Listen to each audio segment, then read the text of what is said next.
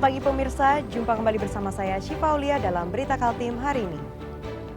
Sejumlah berita penting telah kami siapkan untuk Anda dan berikut diantaranya. Kebakaran melanda rumah berlantai 2 di kawasan padat penduduk di Balikpapan.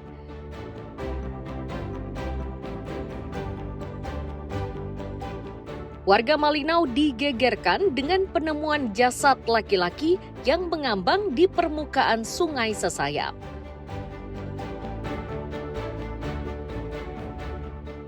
Karena dianggap mengganggu pemandangan, tempat pembuangan sampah di Tengkawang Samarinda dibongkar petugas.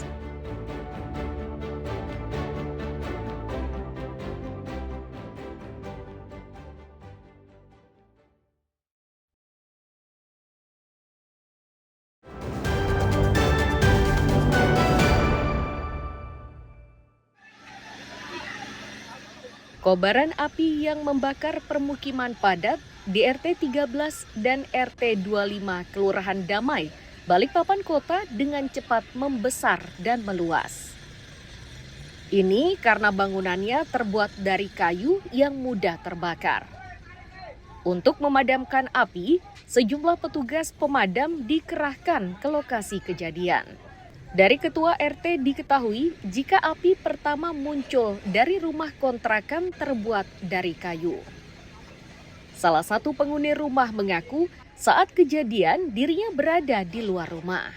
Ia mengetahui rumah yang dihuninya terbakar setelah mengikuti mobil pemadam yang melintas di jalur yang ia lalui.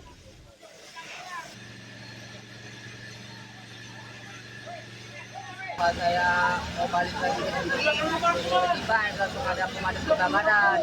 Nah, saya kejar lah itu mobil pemadam kebakarannya. Saya dan tahunya kebakarannya di rumah saya.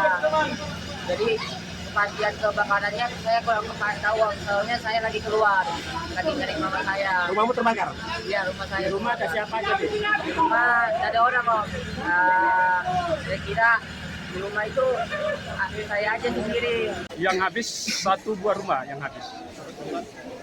Tapi ada 2 rumah ini, yang sementara yang ini di pendinginan ini ada kena mungkin separuh-separuh. Ini RT berapa, Pak RT? RT 13, Kelurahan Damai. Apakah ada korban jiwa, Pak RT? Sampai sekarang belum ada laporan. Untuk sementara ini, Pak RT, apakah rumah ini kontrakan atau kos-kosan atau rumah warga terbuat dari apa? Ini rumah sebenarnya kontrakan yang terbuat dari rumah kayu. Petugas pemadam mengaku upaya pemadaman tidak berjalan mudah. Itu karena jalan yang dilalui cukup sempit. Selain itu, banyak warga yang datang hanya untuk menonton musibah tersebut. Di wilayah RT 13 dan RT 25 Kelurahan Damai, Kecamatan Balikpapan Kota, di mana kondisi cukup sulit ya, karena masyarakat padat, juga jalanan cukup sempit, hanya unit kecil yang bisa masuk. Informasi yang sementara yang kita dapat ini ada 3 rumah. Ya, asal api sementara dari kepolisian, dari RT setempat sementara menyatakan dari rumah kontrakan. Tidak ada korban jiwa dari musibah ini, namun begitu satu rumah kontrakan berlantai 2 ludes dilalap api. Selain itu terdapat 2 rumah lainnya yang juga terdampak. Ruslan dan Amir Hamzah melaporkan dari Balikpapan.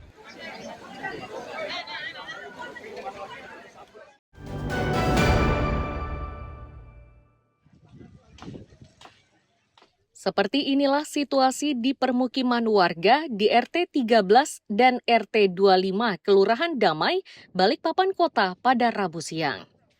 Pasca musibah kebakaran di tempat tersebut, suasananya lengang. Para korban ini sebagian sudah mengungsi ke rumah keluarga dan sebagian lainnya masih bertahan di posko penampungan sembari mencari tempat untuk mengungsi. Di antara warga mengaku tidak menduga dengan kejadian tersebut. Kobaran yang begitu cepat menyebabkan mereka hanya bisa menyelamatkan diri bersama dokumen penting miliknya.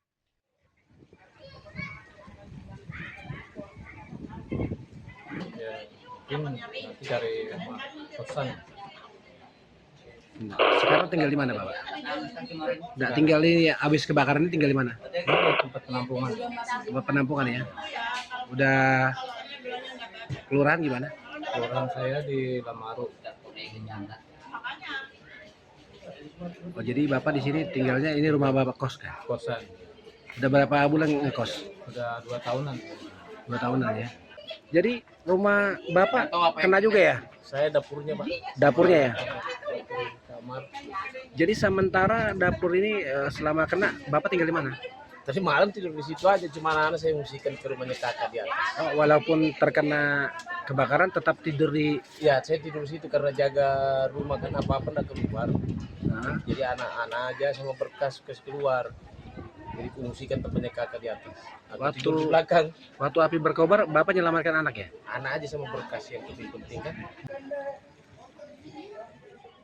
Warga hanya berharap bantuan dari pemerintah kota. Salah satunya adalah makanan siap saji dan pakaian. Ruslan dan Amir Hamzah melaporkan dari Balikpapan.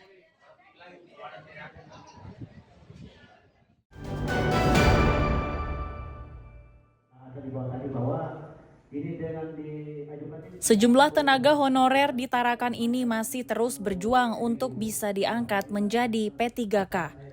Kali ini mereka berupaya melalui anggota DPRD.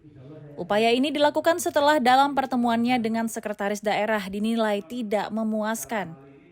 Para tenaga honorer ini mendesak anggota DPRD agar dapat membujuk wali kota dan menjadikan mereka sebagai pegawai pemerintah dengan perjanjian kerja atau P3K paruh waktu. Mendapat aduan seperti itu, Ketua Komisi 1 DPRD mengaku akan berupaya untuk menyampaikan keluhan para tenaga honorer. Ia pun menyebut jika mereka sempat bertemu dengan Menpan RB dan Badan Kepegawaian Nasional. Dari pertemuan itu didapat sejumlah simulasi. Salah satu simulasi yang bisa ditempuh adalah melalui outsourcing.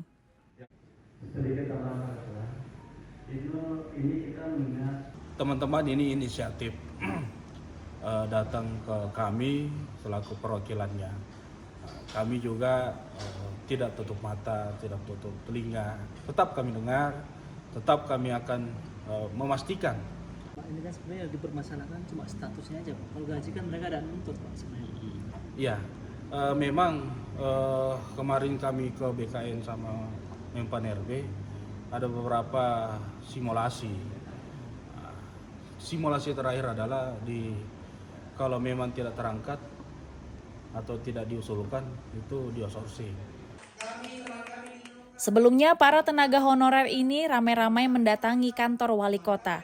Hanya saja kedatangan mereka ini gagal bertemu dengan wali kota yang saat itu tengah berada di luar daerah.